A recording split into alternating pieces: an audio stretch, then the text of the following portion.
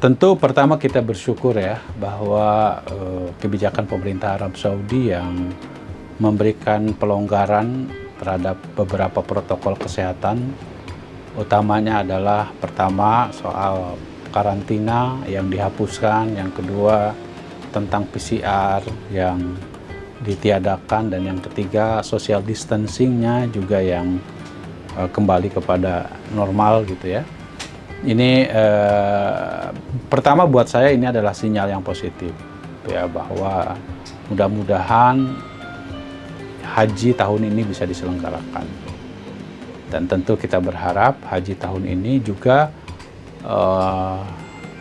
dapat diikuti oleh jemaah haji sesuai dengan kuota kita, karena kita sudah 2 tahun kemarin tidak bisa menjalankan ibadah haji gitu ya. Tapi yang kedua, kita pun juga tetap berharap ya, walaupun kita insya Allah akan diberikan kesempatan untuk menjalankan ibadah haji, kita harapkan tetap masyarakat harus waspada terhadap penularan COVID varian-varian yang lain. Karena bagaimanapun sekali lagi yang namanya penyakit ini kan tentu kadang bermutasi yang kita tidak tahu gitu ya. Tapi tetap pada prinsipnya saya kira kita patut bersyukur, ini adalah sinyal yang positif.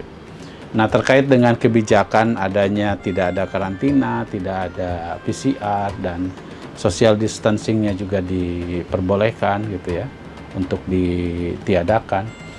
Tentu kami di Komisi 8 akan membahasnya, karena kita saat ini sedang membahas biaya penyelenggaraan ibadah haji tahun ini. Kita akan melakukan penyesuaian, karena kemarin Kementerian Agama mengusulkan adanya BPIH atau ongkos naik haji tahun 2022 ini sebesar 45 juta, dan di situ sudah ada komponen PCR dan karantina. Mungkin kita nanti akan menyesuaikan. Kita akan bahas dan melakukan penyesuaian terhadap perubahan kebijakan yang dilakukan oleh pemerintah Arab Saudi itu. Gitu.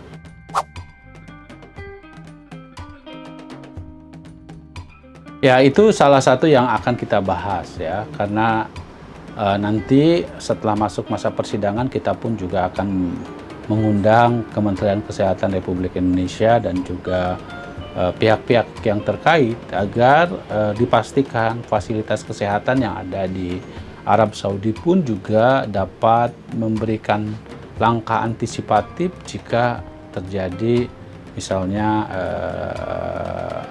masalah kesehatan bagi calon jemaah haji kita yang memang jika alokasi kuotanya terpenuhi masih tetap menjadi negara terbesar yang mengirimkan jemaah haji ke Tanah Suci Arab Saudi itu.